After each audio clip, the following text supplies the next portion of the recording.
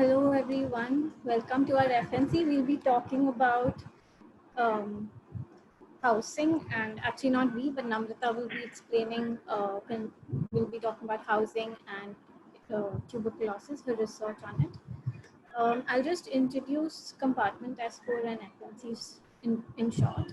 Compartment S4 is a collaborative of 8 architects, and we've been functioning mostly from Ahmedabad. They're a very young practice, and which is why we have introduced FNC as a platform for mostly young professionals in the field of architecture and its allied disciplines. FNC is trying to bridge this gap between academics and practice through conversations and discussions. We've had a couple of FNCs, precisely 6 till now. Namrata is here for our 7th FNC, and we hope to build this as a community to generate more discussion on aspects on built form and its linked disciplines and professions. Along with FNC, we have also recently released Unmute. Unmute is a publication. Our first 2 issues were on housing. They came out of, it was a product of a couple of FNCs we had with the housing as a central question. We're hoping that we can continue this, continue into the realm of publications in tandem with FNCs. And so anyone who's interested in writing or contributing through illustrations can always contact us through emails or through our various social media platforms. So now I'll just introduce Namrata, who's going to be talking today. Namrata is a consultant at the Indian Institute of Human Settlements. Her work focuses on the conceptions, policies, and everyday practices of affordable and rental housing. Her current research looks at the effect of financialization of land on the production, construction, and consumption of housing in Indian cities and its relationship to city planning practices. She has previously worked for various governments, think tanks, NGOs, and planning organizations. As a planner, she has worked on the Mumbai Development Plan 2034 for the Mumbai municipality, World Bank funded city plan for the Hubli Dharwad, and a transit-oriented development plan for Bhubaneswar Development Authority. As a consultant for the Monitor Inclusive Markets Group, she has studied the barriers of affordable housing development in 9 Indian cities. Her recent research with the Doctor for You Foundation has proved as an association between poor conditions of natural light and ventilation in slum rehabilitation authority buildings and the spread of tuberculosis amongst its residents. Namrata is also an avid listener of narrative radio and hopes to convert her research into audio stories someday. So Namrata, over to you. You can share your screen so that we can see your presentation. And all of us can just keep our videos off through the presentation. After the presentation, we'll ask you to switch on your videos, and then we'll do a round of discussion, question answers, and everyone can participate that time. So yeah, Namrata. Thank you. Hi guys, I hope you all are staying safe and getting used to this very awkward interface of Zoom videos to gain knowledge and information about everything in the world. I personally have been on too many webinars this week. Without much further ado, let me just speak to you very quickly about what I'm going to do today.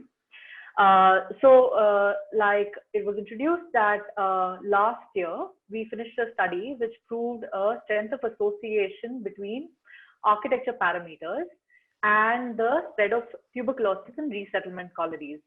And today's webinar, I'm going to basically speak about that study, that study that we conducted. A lot of us are going to want to draw parallels to the COVID scenario, which is ongoing right now. Understand that right now I'm going to just speak about my tuberculosis study that was done with, in collaboration with Dr. Sri and IIT Bombay.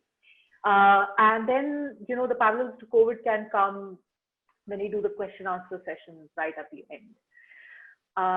Let me just quickly share my screen and begin. Can you guys see the screen? Can someone just quickly tell me if you can see the screen properly? Yeah, we can see the screen. Okay, perfect. Okay, so this study actually, 5 years ago, I was at a conference where I heard this gentleman, Dr. Ravikant, speak. And he is a doctor who works for an NGO called Doctors for You Foundation. And they do a lot of work in the ME ward of Bombay. So you can see the ME ward on the right. And the ME ward is actually one of those wards which has very bad human development indicators. The Doctors for You Foundation has set up many clinics in this area. And he started his presentation with this figure. He said, can you guys tell me what these numbers on the right indicate? So on the left is the plan of Natwar Parikh compound, which is a resettlement colony in the ME ward. And he said, what do you think the numbers on the right indicate? And, he revealed later that these were the number of households that had tuberculosis in Natwar Parikh compound. So each of this is a row of buildings. And then ranging from 8 to 51 was the number of tuberculosis patients that were in each of these buildings. Right now we are so used to numbers, we don't really understand the intensity of this thing. But if you think about this, I remember that when this presentation was going on, somebody had died in my building because of dengue. And everybody in my building was very, very paranoid about, we need to fumigate and, what does it mean if mosquitoes are carrying dengue in our building? And, parallelly, you can think about the COVID situation where all the gated communities are so very particular about, if one person has COVID in their society, that person is completely shunned. But this is the reality of Natwar Parikh compound, where people are living with contagious neighbors carrying tuberculosis, some of them MDR and XDR cases, day in and day out. And this has been happening since the construction of these colonies in 2000. Now, they have such an accurate picture about, They have such an accurate picture about Natwar Parikh compound because the clinic is right there where that box has been drawn. They provide the DOTS program over here. So the DOTS program, for those of you who know, is the direct observed treatment, right? Like in the sense that if somebody gets tuberculosis, the hospital, in the government hospital, will tell that patient you have tuberculosis and then assigns you a health post. And so this is that health post.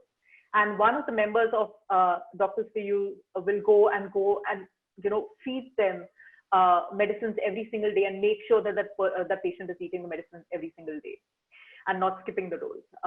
So they practice in this neighborhood. They also have sort of like very meticulous records of who has TB in the neighborhood, when did they develop the symptoms, who has sort of gotten cured, right? And it's not just in Natwar Parikh compound, it's in 3-4 colonies in this area that they provide the DOTS program. These are the colonies where they're providing the DOTS program, and this is what they observed. They observed that the 2 colonies on the right, that's Lalubhai compound and Natwar Parikh compound, had up to like 10% of households having tuberculosis. That's a very high number. And the PMC colony had only like about 1% of households having tuberculosis. And they're like, why is that so? It's not like, the population which is living in these resettlement colonies is very different in terms of the socioeconomic status or the smoking habits or the food habits. They're all people who have been given houses as project affected people. I'm just going to give you one small background about this whole thing. Whenever let's say a metro project or an infrastructure project approves people in Bombay, then they are given housing in return for their homes being taken away. A lot of these are usually slum homes. Okay, so they take off a slum, they are given accommodation in these resettlement colonies. These resettlement colonies hence are not slums. They are formal, they are legal, and they're built to code. so a lot of people, have come to me and said, oh, your TB study in the slum areas. And I'm like, no, this is not a slum area. This is perfectly formal, legal, government-built housing. And what they were finding is that there are very high cases of tuberculosis in these housing colonies, right? So they were like, but what is the reason why PMG colony has such few cases, while these two other colonies has very high cases of tuberculosis? And if you see the chart, it shows you that 80% of the people developed tuberculosis after moving into these colonies. So it's not like they carried tuberculosis from the slum homes and they got into these colonies. They actually developed cases of tuberculosis after they moved into these colonies. So there's definitely some sort of like a relationship between these. There's some sense of association here. And if you just walk through these colonies, you begin to see that there's a lot of difference between the PMG colony and the Lalubhai compound and Natwar Parekh compound colonies, right? Like, so you see that there's very little distance between the two buildings, between the buildings here. People are using this as almost like a garbage dump, gullies in the middle. But you see PMG colony, like, this entire facade is filled with light, right? Because there is like a square courtyard over here, which is sort of bringing in the light and ventilation into these areas. And they were like, this definitely has to do something with the architecture parameters. And so what they did is that they began to write up this paper. They got IIT Bombay to, do different kinds of modeling to find out like the daylight factor, the sky view factor. These are just like, these are technical terms to talk about like how much light is actually penetrating into the house. They were measuring how many air cycles take place inside a person's home. And they found out, not to anybody's surprise, that PMG colony was doing really well, while Lalubhai compound and Natwar Parekh compound was abysmally bad. So they were like, kya chal raha hai? Like, why is the architecture of these colonies so bad? Are these just bad architects? Like, you've got some terrible architects to design the other two, the latter two buildings, and PMG colony was built by some really good architects. And the answer is not entirely. I am going to argue that these architects are almost instructed, they're mandated to build in this terrible manner. So what does that even mean, right? Like, in the sense, why will an architect be mandated to build badly? There's a big story to this, so we'll come to that story now. Every architect has to design as per certain kinds of regulations, okay? So what are these design mandates that the architect has to follow? Like, your building design is of course, got to do with the creativity and imagination of the architect, but it also has to do with certain kinds of guidelines about like the distance between buildings, how tall it can be, how much FSI or FAR it can consume on a plot. There are lots of different regulations that the architect has to follow. And where do these regulations come from? So the short answer is that there is a set of national guidelines, which is the NBC code, National Building Code, which is a set of guidelines.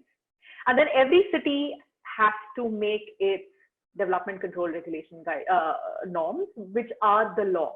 So this is a set of guidelines, but this is the law. Every city has to have this book, which fine-tunes the national guidelines into the particularities of its own city. And a quick history, this whole idea of the development control regulations has its roots in many, many epidemics, actually. The instrumental one being the plague of 1896 in Bombay, which took place. And at that time, the British government thought that the plague is originating in these native towns, which are, the really dense parts of the city. And they didn't know enough about plague at that point in time. So they imagined that this was like rising as miasmas from the ground. And the solution proposed to that was, we need to bring the air of the sea into the city. So what the British went about doing is just cutting across the city these roads that would bring the sea breeze from one side of the city to the other. Like Bombay is this narrow peninsula kind of city. So it would just sort of like bring in the sea breeze through these streets that it was cutting across these towns, right? So that the idea is light and ventilation is going to solve the problem. Modernism also has its roots in public health. And so when these epidemics were taking place, especially the tuberculosis epidemic, the new building type that emerged at that point in time was the sanatorium. The sanatorium was supposed to be this building where tuberculosis patients would be taken outside the city, because the city was considered a terrible place. That's where you get sick. You go outside the city, and it is this well-lit, well-ventilated building where you would recuperate from tuberculosis. So this is the Paimio Sanatorium built by Alvar Aalto, and in Finland, very famous building. This is the famous, terrace of the sanatorium where people would, you can see the beds lined up over here. People would be asked to sleep on this and, get sunlight every single day. And that could heal tuberculosis, or so they imagine. Of course, later on it was, people realized that you can't sunbake yourself out of tuberculosis. You require proper antibiotics. And but nonetheless, it's not about curing tuberculosis. It was more about that if you were in places which were well ventilated and had sunlight, you would not spread tuberculosis as easily to other people. This whole modern aesthetic of linoleum floors which can be easily cleaned, big windows to bring in the sunlight. Beatrice Colomina argues that it is not modernist aesthetic which was applied onto the sanatorium, but it's the discourse around how the sanatoriums have to be built that was applied to modernism. You see how these have translated into our homes as well, right? Like these kind of shiny floors, big glass windows, and we think that this is a modernist aesthetic, but it actually has its roots in public health. And then people started to argue that why do you have to have a sanatorium on the outskirts of the city, which is, well lit and a healthy building? Why shouldn't all the buildings inside the city be well lit and healthy? And it was from that perspective that the development control regulations were written. And the development control regulations then, these ideas get manifested in what should be the distance between the two buildings. How much should it be so that, light penetrates right to the ground level? What should be the building height? What should be the window design? What should be like the open spaces, like unit density? How many units can you fit in a particular area without actually causing public health harm? And that's how you get to do development control regulations. But now, what happens in Bombay is that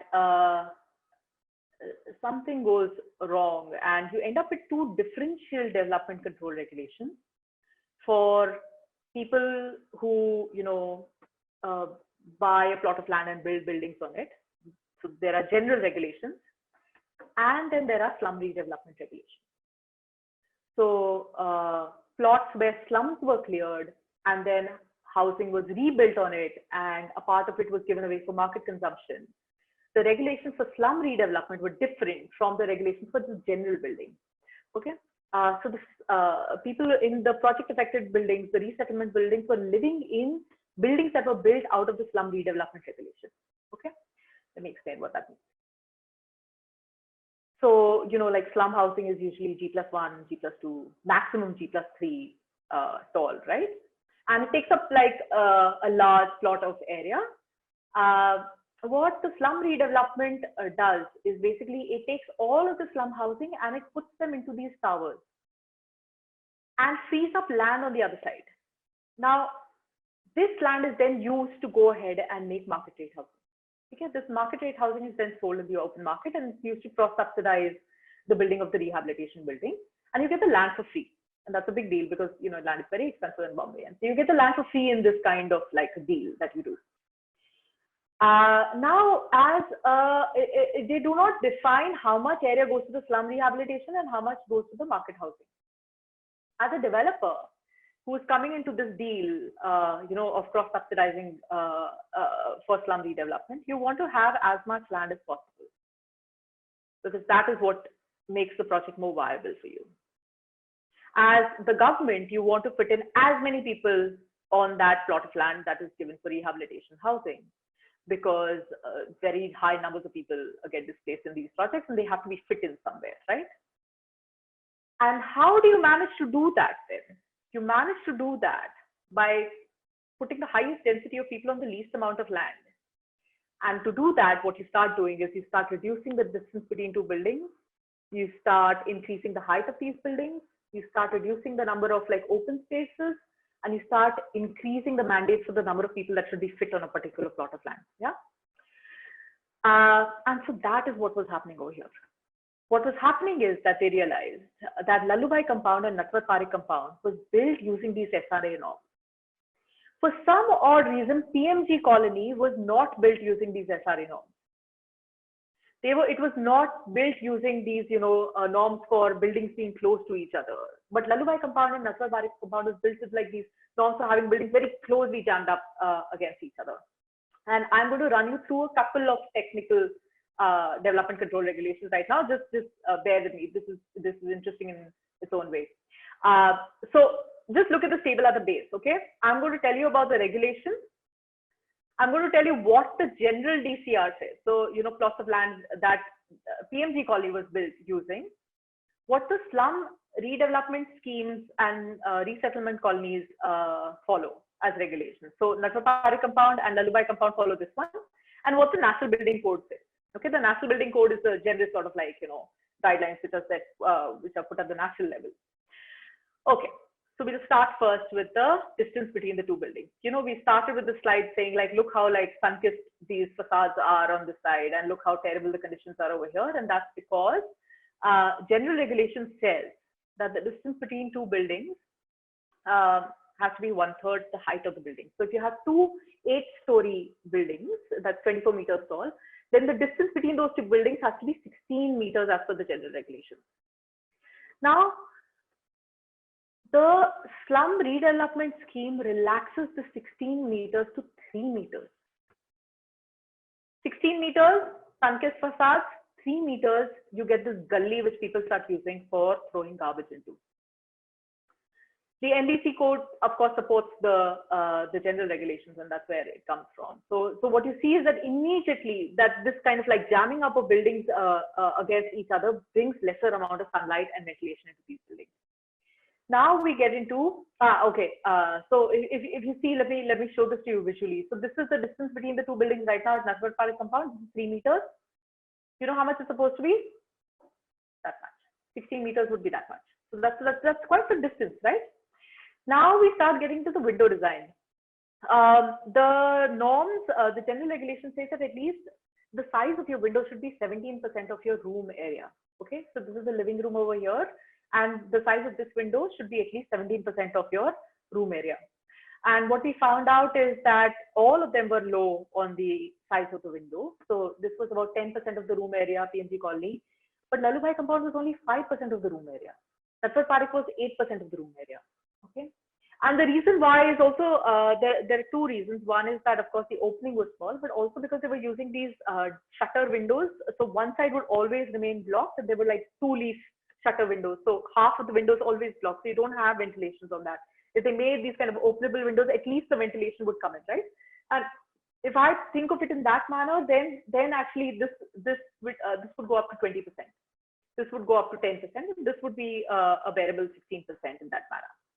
But that's not all. Now here is where the designer part comes in. Like, so if you see the way Natwar Parikh's buildings are designed, the window faces the walkway. It's like a chawl system. So you have your windows which are facing the common passage.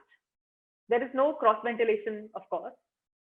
In Lalubhai compound, you have the windows which are facing on the outside and the passageway on the inside.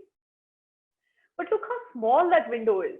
Like your bath and your WC is taken over that side, which could have been an entire facade, right? Well, on the other hand, if you see the way in which the PMC colony windows are designed, they are actually very nice. You enter the window, you enter the room over here. There is a window over here in the living room, and there's a window in your sleeping area. So, and this wall over here is not a full length wall. This is like a half length wall. So there is a certain kind of cross ventilation that takes place over here. So this is nicely designed from that perspective. You'll see this in the next set of plans as well. So this is what I just told you, right? This is Lalubhai compound, where you can see there's a passageway and your window space is being eaten up by your toilet and bathroom, and that's why you have only 5% of the window area that's available for you. And over here you see that there are passageways, and windows are opening up to this passageways. Now see what happens over here because of this. Because there is a passageway, people want privacy, they shut their windows even more, and that kind of further prevents ventilation from taking place. And so you have, like, if a person is coughing inside these rooms, then that TB air is just circulating inside this area. But on the other hand, see, this is PMG colony, and if you can appreciate this plan, this is the sort of like staircase and lift core, and you have from here like 4 passages which are going into these 4 different wings of this building, and each passage opens up to 4 homes. But then in the center, these are light wells. And these light wells are allowing for a lot of cross ventilation to take place. So if you just walk into this the PMG colony, there's a lot of breeze that blows in through this this kind of like almost like a stack effect, like it's taking wind up and cross ventilating, and these are well ventilated homes, even though the size of the window is not 70% ideally, but it's still very well ventilated. This is something that I want to pay a little bit of attention to. So all 3 of them are very dense colonies. Okay, and let me explain to you. NBC says that if you are designing a low-income housing colony, then there should not be more than 500 dwelling units per gross hectare. Okay. The Slum Redevelopment Schemes 1991 DCR says that you have to have minimum, this is maximum 500 dwelling units per hectare. Here, the Slum Redevelopment Scheme says that you have to have minimum 650 dwelling units per net hectare to 500 dwelling units per net hectare. That's the minimum. And then you can go above that. So what you see is that all of these are very dense colonies, obviously. But, PMG colony is not less dense. It has like about 900 units per net hectare. And the density of Natpur compound and Lalubhai compound, both of them happen to be around 1100 dwelling units per net hectare. Now, what's happening? What we're understanding over here is that it's not the density which is a terrible problem. It's the terrible design which is exacerbated by the density, right? And I wanted to remember this because of the COVID context. Like, a lot of people are constantly talking about dedensification.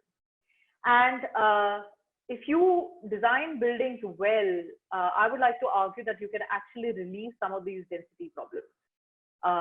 And density is good for many, many other reasons, and I will get into that a little bit later. So, okay, there's a quick note on actually, although we have relaxed these regulations for the SRA buildings and build them really close to each other, this is not even within the development control regulations. This is not permissible, because if you read that there is a section called discretionary power. They say that you can relax the regulation only if it doesn't affect the health, safety, fire safety, structural safety, and public safety of the inhabitants of the building. And if we are proving that there is an association between the spread of TB and these buildings, then you are affecting the health and the safety of the people who is living in these buildings, and you cannot, and this is almost illegal. Then this is illegal as per your own regulations, right? So now it was like time to say, now what do you do about it? Okay, fine, you have gone ahead and found out, tell us what to do now. And we, of course, said, change the DCRs. Like, you cannot go on like this. You should not have differential DCRs for people who are living in buildings with general regulation and the slum dwellers having different, like, why should you have differential regulations, right? Like, will you ever say this about fire safety? You'll never say this about fire safety. You'll not say that, like, let the slum dwellers have whatever kind of fire safety they have, but only the general buildings need to have proper fire safety regulations. So then why would you say this in the context of tuberculosis? So we said, of course, revert back to revert your regulations and make them,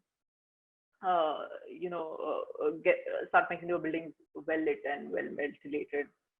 And then we said, retrofit these buildings with ventilators. And so that, ventilators in the the toilet duct can probably pull some amount of air through the homes, and it will keep the ventilation going. But honestly speaking, at this point itself, like, we knew that these are extremely weak in terms of suggestions. And we've been thinking about it since that time.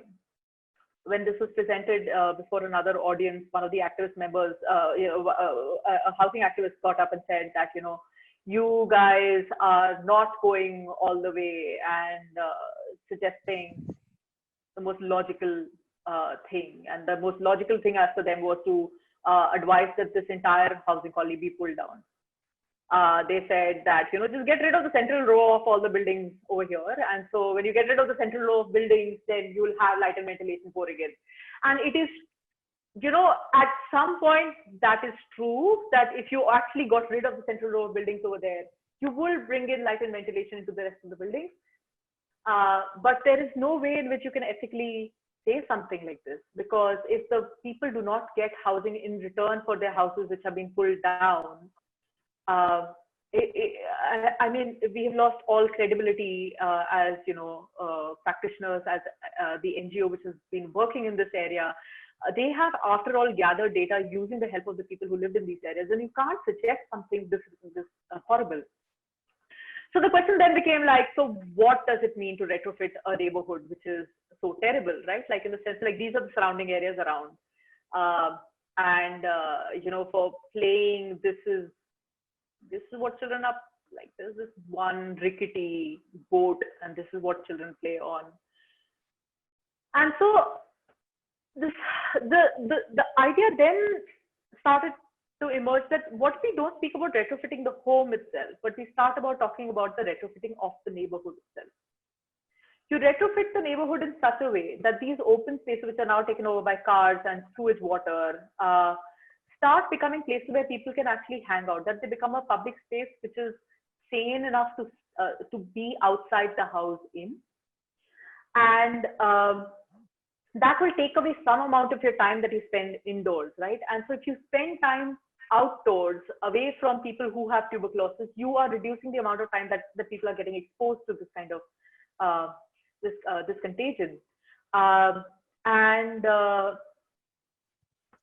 That was the kind of way in which you think about it. It's not completely implausible. I mean, you think about, so this is an example from Medellin, this is their redevelopment for slum housing, and it's very well lit. There is, like, there are spaces to sit on. Architects obsess over staircases and outlaws, because there are places outside the house where you can sit and chat. Look at this. This is a slum upgrade project where there is. It's not just about upgrading the house, but it's also about upgrading this entire area outside the house.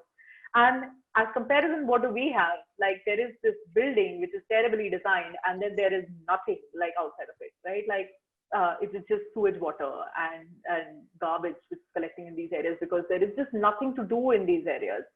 And so the idea was that retrofitting the neighborhood means that if your house is failing, at least your city is saving. It is akin to that idea of, like, when you live with your family of 5-6 people, and you have to, let's say, you want some time out. People who can afford it go to coffee shops and sit down and work over there, because you're getting away from family. You're also getting, your space in the public area, and you find your space over there. What is the equivalent for these neighborhoods in that manner? I said this, and then in my own head, I realized that it is much more plausible to bring down this entire row of buildings than to kind of suggest for urban design measures for these neighborhoods. And I say this is a very heavy heart, and that's because we do not have a system in place for urban design upgradation. We do not have a system in place for local area planning, which allows you to, sort of ring fence one particular neighborhood and do public area upgradation. We know all your development control regulations are about private plots, but this kind of public area, upgradation, we really don't have systems in place. There's no local area planning mandate in the Bombay Development Plan. although it's supposed to have one, and it was, suggested in 2015, but it doesn't have one right now. And so here is where you see, like, you're not thinking about the colony holistically. You're not thinking about housing as just not your unit, but the areas around it. What's the kind of public amenities that you have outside of it? And these could play a very important role in sort of like alleviating some of these problems. And so that is the holistic approach that we need to get back to. And we also need to actually go back to the idea of reconsidering development control regulations, which have been made. There's a whole story of the aftermath of what happened on this, which I'll not go into, around our suggestions to the BMC on what kind of changes should be brought in. But if somebody wants to chat about it later with me, they can. But yeah, so you got to go back to that time period where planning was a way to alleviate public health risks, and not into this kind of like, situation where we are stuck in, where planning norms themselves are causing all sorts of epidemics. So yeah, that's the presentation that I have right now for you all. We can take up question answers. How do I stop sharing this? Okay, there we go.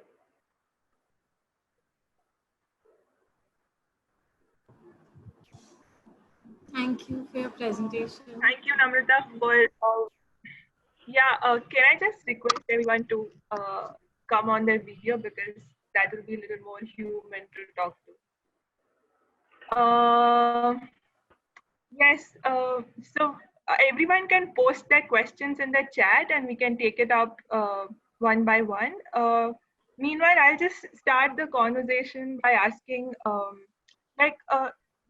taking this time into consideration and the kind of research you've done, what do you think, what kind of avenues for research will open up linking infectious diseases and build form, particularly in housing? Like, what will be different scope for practitioners and researchers to dwell into similar kind of? No, so, what's going to happen is that as urban planners, we already know that the land in and outside of cities is extremely expensive. Okay. And as much as you might want to talk about suburbanization and de-densification, we're not going to manage it to that extent possible. There is going to be a certain amount of density that you're going to have to work within in these cities. What would be interesting to think about is to move away from this idea of densification into like density management, design, and decentralization. Okay, and I feel like there is going to be design is going to play a very important part in doing this. I'm going to give a really simple example, but so for example, let's say there is one entrance and exit in your building through which everybody goes. There is a building and then everybody exits through this one exit.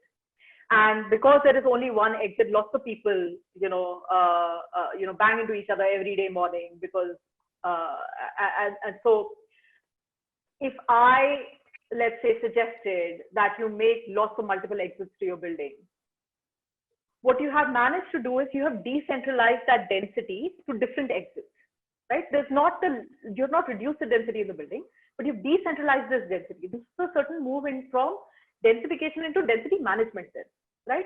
Similarly, you think about like the way in which Bombay moves north and south and your local trains are always crowded. And now everybody's talking about like kind of making metro lines which are east-west so that you reduce the pressure and density on the north-south corridors. There's going to be stuff which there will be research into how do you think about decentralization, which will become very important. The second thing is, of course, that there has to be the provision of housing. You cannot have overcrowding in houses. So the amount of space that, especially those who are right now not being able to afford houses occupy is very, very small. And so eventually you're going to have to open up, cities to some extent to build more housing and reduce the overcrowding in these areas. But the third is obviously that you cannot ignore the need for urban design to make up for like these really cramped, overcrowded houses. Right now, we waste a lot of street space in just bad. It's just badly designed. We don't have the idea of complete streets. We do not have the idea of thinking at that level at all, at the urban design level.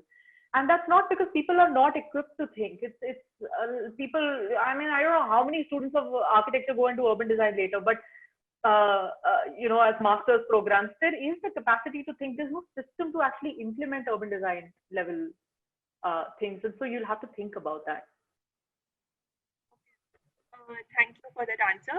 I'll just now ask you questions which are coming from the audience. So Vatsal is asking, can multi-level parking nearby planned and public areas are tagged as no vehicle zone, and these spaces can be enhanced with parks and trees?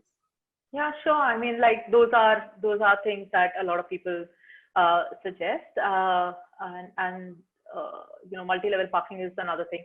But this parking is a double-edged sword. I mean, okay, a lot of this parking is actually given to other people from areas nearby to also park. So that also happens.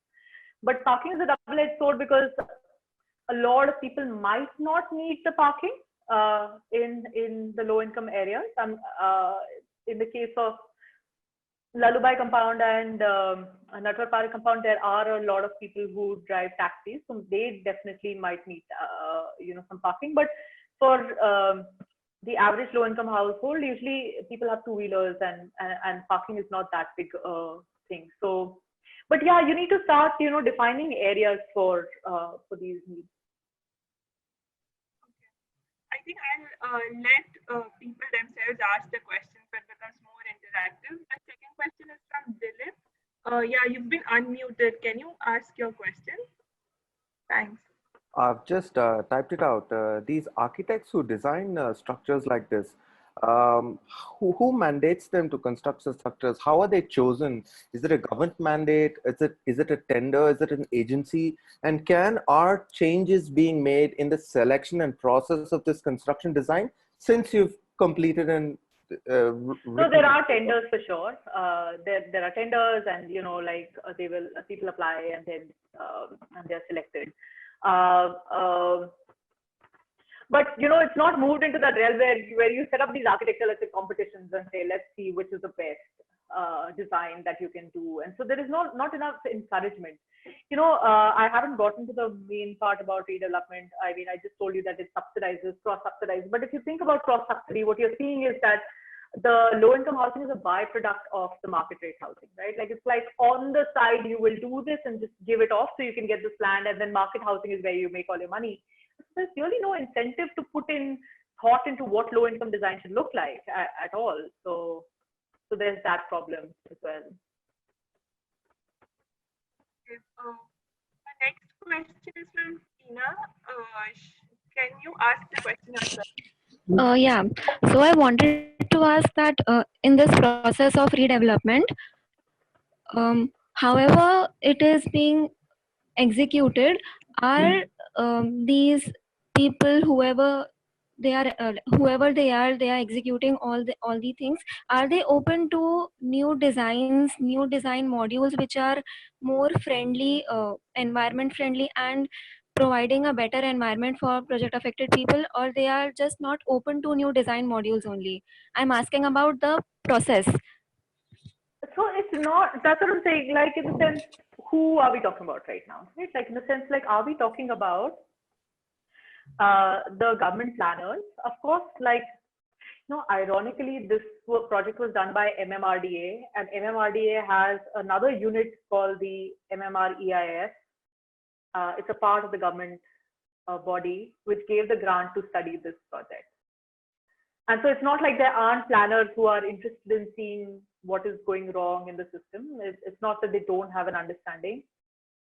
They're dealing with this issue of like, how do you make a project viable for redevelopment versus how do you sort of provide good housing. So like a lot of government planners themselves are very are interested in thinking about these questions. It's not like they're not, but the way in which the process is set up right now does not really allow you to think too much about this thing. Like, so I think it's the process level change that is more important.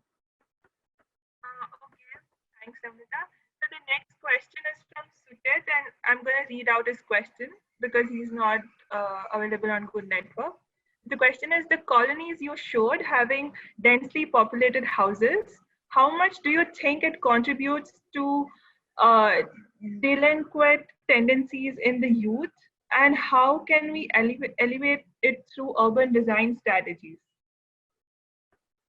I don't think design induces delinquency. I mean, like I would blame all my delinquencies on design. I don't think design really causes delinquencies. There's no like cause and effect in that manner, and this kind of idea that we get from projects other places, like which is The Wire is based on like projects other places for all sorts of crime, etc. It's a very American idea in that sense, and that itself has been critiqued a lot. Yes, there is a lot of literature on how do you make safe spaces which are sort of like always under the view of somebody. Oscar Newman's entire Defensible Space is about that. There is a lot of discourse on that, but design itself does not cause the delinquency. There is a lot of other things which are happening, like so, I mean, it's also how you define delinquencies.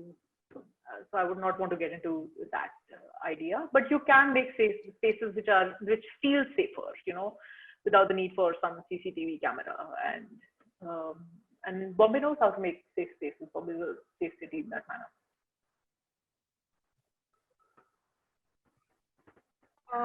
Yeah. So the next question is from Divya, and I'll read her question as well. So she's saying, in the paper, you've mentioned the lead research about the light and ventilation. So there is well-being rating system by the IGBC, which could be used as a guideline to some extent here. Did you consider this? Also, do you think that the new ECBCR could be modified for high-density housing as well? I will excuse myself from this question, and that's because that so this is an interdisciplinary study, and these are very technical questions which I think my partners at IIT Mumbai will be much better in a position to answer than me. I do not have enough sort of like knowledge about the differences between the LEED or the ECBC regulations, like what is going on in that space. I don't have a handle on it, and I will excuse myself from this question actually. I'm sorry about that. But you could contact me, and I'll put you in touch with somebody else who could answer this much better. Sure. There's one more question. So what is it according to you the LIG redevelopment should look like? It's a very extensive and beautiful study on the current scenario, but if we were up to resolve it with the given situation, the issues are discussed very much in depth, but somehow the point is to resolve it, and we tend to not to give so much as much importance. So are you saying that this is the issue, but there's no solution to it? No, absolutely not. I'm not saying that at all. Look, there are multi-level solutions for this problem, okay? I'm going to, start off using the empirical data in the study itself to talk about certain solutions. What were the eye-opening things for me? The first eye-opening thing for me was that a PMG colony can be high density, as high as 900 units per net hectare. And it can still be a better colony as compared to the other two, right? Like in the sense, I'm not talking about like low density housing as being as healthy spaces. So the first thing is that it's not necessarily just density. The second thing eye-opening for me is that a lot of architects are very, very used to this idea of, what is good housing? Low-rise, high density, right? Like low-rise, high density is our idea of spaces being good. But PMC colony is actually G+7 stories tall. It's a fight to walk up till 8 stories if your lift breaks down. I understand that, but assume that we take care of that situation, that your lifts don't break down somehow. Having a G+7, G+8 story building is actually much better than the Lallubai compound buildings, which are G+4 stories high. So those are great to walk up in, but they have terrible conditions because of the way in which they're built. You see this kind of trade-off that we are making over here with a building being tall or short. Like, so G+7 is not a bad height for a city like Bombay. And when you start going to like cities which are like, you know, Pune and lesser denser than Bombay, or the outskirts like Bangalore, etc., G+6 is also like, you know, like you can go lower. I'm not saying that you don't do low rise, but I'm saying that don't do low rise at the cost of distances between your buildings. Like, you know, still you can do a little taller building. The third thing is that actually we didn't talk about this too much, is that the size of the project of the PMD project is small. And so it is surrounded by roads on the side, right? And these roads on the side are also providing light and ventilation into these buildings. Okay. Now, the Natwar Park compound has a much larger plot area. And because of that, what is happening is that you, like, everything is dense in that large plot area. And so if there were a couple of roads which are cutting through, there would have been some amount of light and ventilation. Now, what I've spoken about right now is all from a design perspective, okay? My critique was a design critique, and what I'm telling you about is also a design perspective. But this is not the only place where the solutions are at. You have to kind of start thinking about what are the reasons why our land is expensive in the very first place. What are these processes of financialization, of, you know, investor-led sort of, you know, jacking up of land prices. I was in one interview the other day where a developer told me that, you know, the cost price of building a building in some particular area in Bombay was 1 crore. If your cost price is 1 crore, what are you going to, what affordable housing do you make? You know what I mean? Like, in the sense that these are, the questions start at many, many, many different levels, and it's not that there aren't solutions. A lot of people have spoken about kind of considering ways in which land can be made available at, you know, at low lease costs or acquired by the government and then given out, because land prices where the most part of the expense takes place, and then you start thinking about making affordable housing. You look at the examples in the West, and grants are given, competitions are held to actually design some housing, and then you're given the money to go ahead and build. There's a whole range of affordable housing developers which has come out through, you know, the low-income housing tax credit systems, through you know, housing for seniors, and dedicated funding for different kinds of plural needs of people. So I'm not saying that there aren't any solutions. Don't read this wrong. What I'm saying is that there is a problem that has been created by us. Yeah. So the next question is from Monik. Monik, hi Namrata, thank you for the presentation. First of all, it was a very nice research and a very much needed one. And being in a city, we realize that there are many flaws from the architects as well as the government bodies when you actually build these, because there are a lot of layers which come into it until the final product has come. I wanted to discuss means what is the role of the inhabitants also in this, in keeping their own hygiene and keeping their own surroundings clean, as if like if there are 1,000 units which the architect would have designed for like say 3,000 inhabitants, whereas actually if you go to research there might be 7,000 to 8,000 inhabitants in it. So would that also be creating certain defects or certain things which the architects or the government bodies haven't thought of? There are certain things. So you can't which control the number of people who live. Like in a sense, there are 8 people living in a small house. Like the size of your family can be very large. You can't really control that in some ways. But the role of the inhabitants is an interesting question, because, you know, I can't stress enough the role of something which is a good cooperative housing society in each of these buildings to kind of alleviate some of these problems. You know, like the maintenance of a corpus fund, the maintenance of sort of like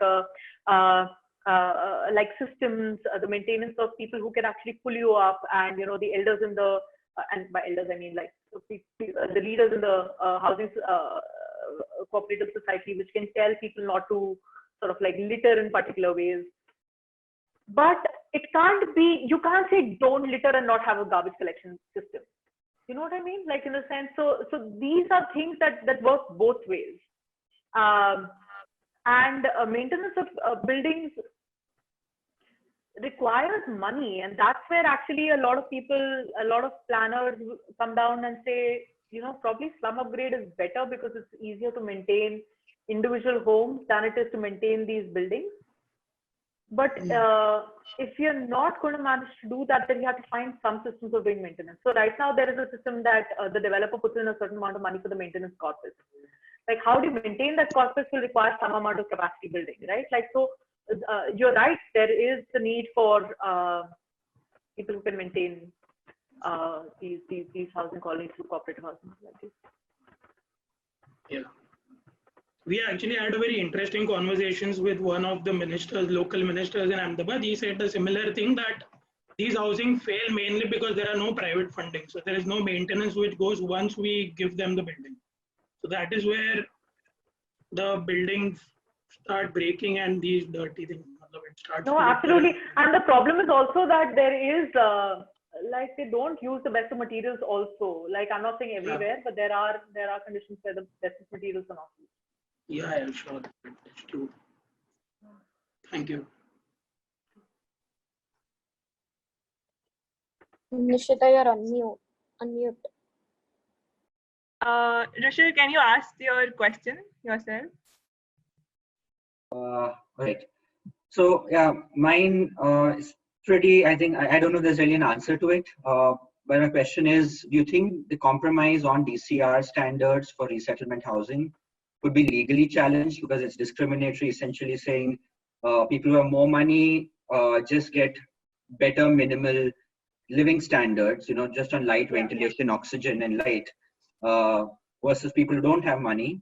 And in some sense, markets and the regulators, both, neither of them wants to take the haircut. They can stuck in a, you know, quid pro quo. So is a legal challenge really like the only tenable, you know, opposition to kind of stop stuff, which of course now with the pandemic, it's likely to exacerbate the whole issue.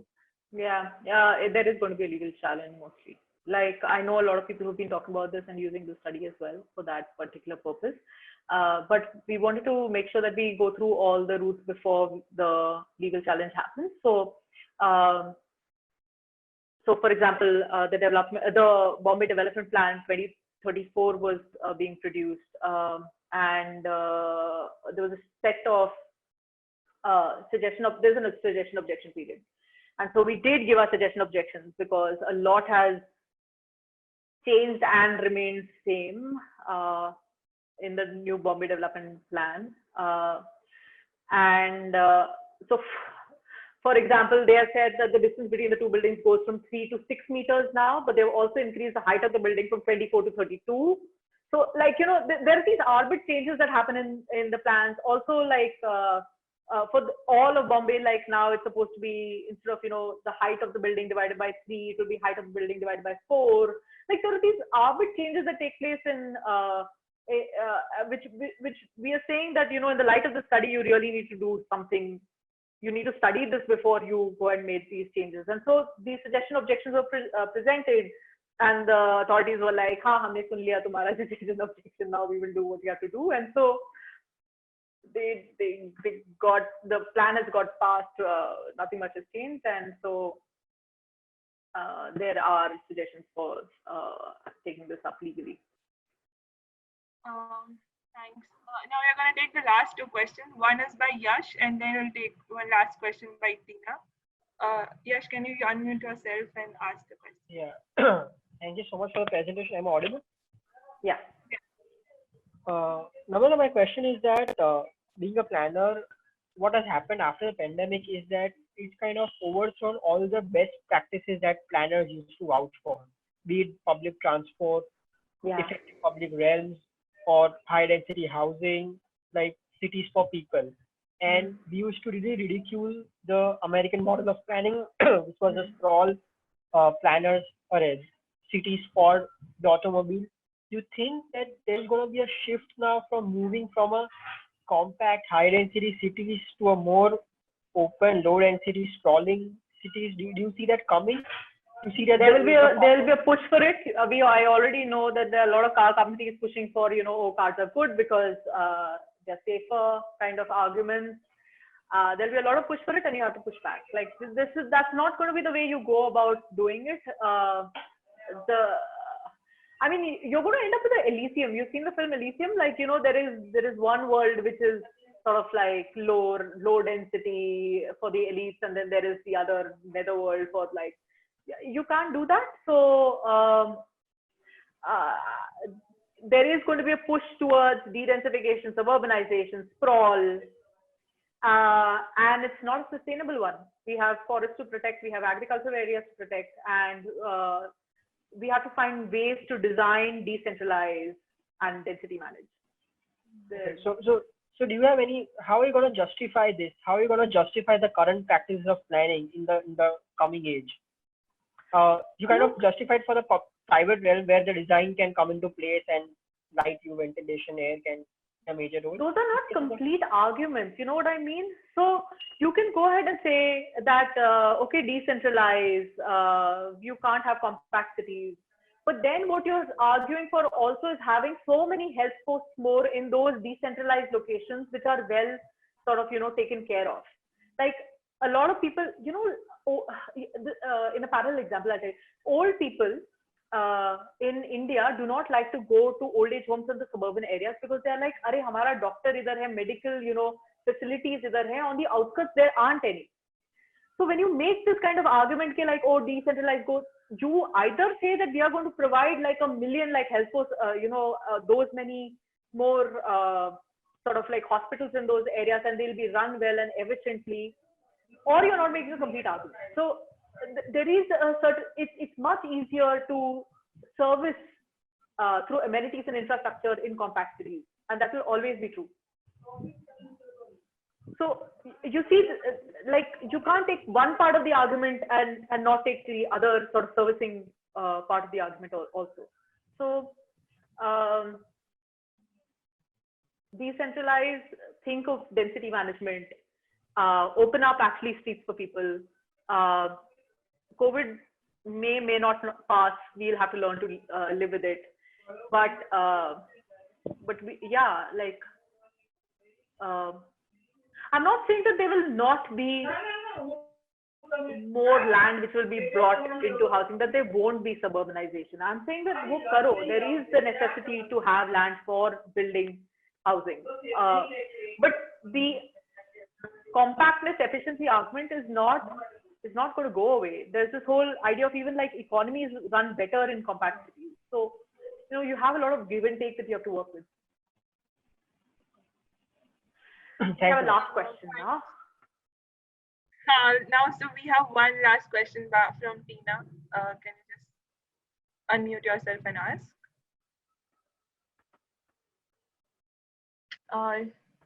Hello, is she there? I think we've lost her. Go to the last question. Yeah. Okay, so then we have last question from Nikita. Do you want to ask herself? I think you can ask Nikita's question. I'll just ask a question, a small question. She says, what was the response or update you've got from the authorities regarding the suggestions your research gives? So, hi Manu. First of all, the people in the room, the planners in the room were totally behind the study. The people who gave us the grant to study this project, because they themselves have been crying hoarse about how terrible the system is, and so they were totally behind the study, and a lot of them were thinking of ways in which this has to be sort of dealt with. A lot of people try to debunk the study as well without reading it, which is terrible. So there was a bunch of developers who were saying, "Arey, MEIS to hai hi aisa, like MEIS ward mein to waise hi pollution itna hai, to logon ko TB hoega hi," without really understanding the nuance of this entire thing. So we got like a range of sort of responses to the thing. But like honestly speaking, the government planners also are are kind of behind the idea that we need to have better development control regulations. It's not like a evil gang or something like that.